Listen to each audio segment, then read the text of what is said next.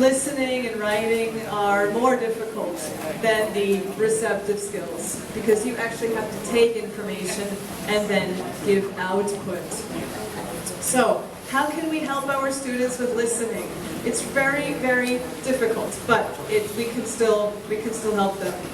So I mentioned that with listening, you're receiving information, but that doesn't mean you're not doing anything. It doesn't mean you're just sitting there watching television, okay? Listening is still an active process. So we have a technique called active listening. I'm sure you've seen before in your classes, especially after lunch, your students might be sort of sitting like this, or like this, with their cell phones, or like this, right? This is not active listening, all right?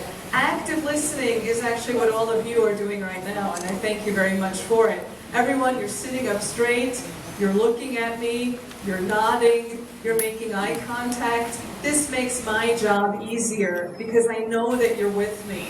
And since you're doing that, you're actually actively engaged in the listening process as well. And that helps you with your listening comprehension too. So, active listening means that you're really paying close attention to the speaker by nodding your head, raising your hand if you have questions, making eye contact, and sitting up. Active listening also is telling a partner what you heard, which we did a couple minutes ago. The teacher can really see if the students have understood the information they heard, if they can then repeat it to someone else, okay? And then the other key of active listening is listening for key words. I think it's very easy to get very frustrated when you're listening in a second language because you hear so many words all at the same time and you think, I didn't understand anything. But usually it's not the case that we don't understand a single word. Usually we do understand a little bit. And I think the key is to get our students to focus on the words they know and not focus on the words that they don't know. So that is why keywords is really important. So I'd like to share a little story with you to illustrate this point. I learned Spanish in Quito, Ecuador, basically. I was teaching in Ecuador for 2 years. I took some Spanish classes, but I basically learned there.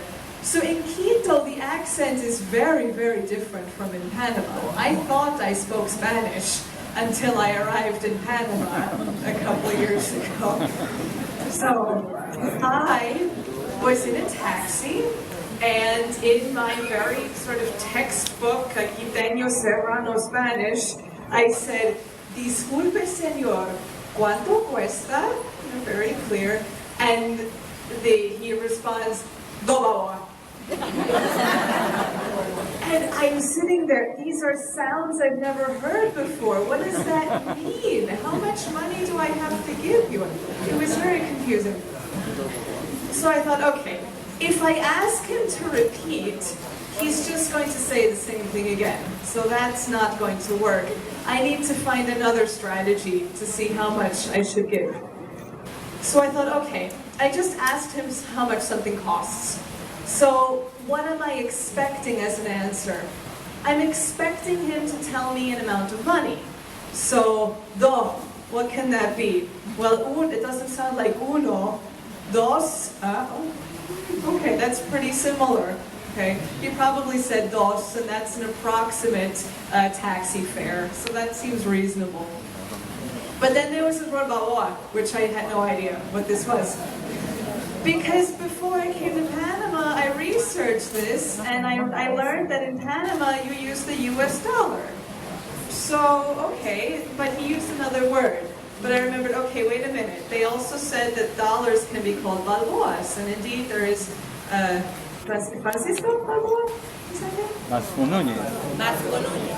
Sorry, my mystery is There's a statue on the seat. I'm still learning. Anyway, so there's this guy Balboa. Okay, so it's probably dos balboas. Great. And then I knew how much money to give. So it took a little bit of thinking on my part, and because I focused on the key words, and I tried to use the context of what I was doing, then I was able to understand what he meant. So again, I think it's important when we have our students and they say, I don't understand anything. Think of the context, think of the keywords, and that will help you.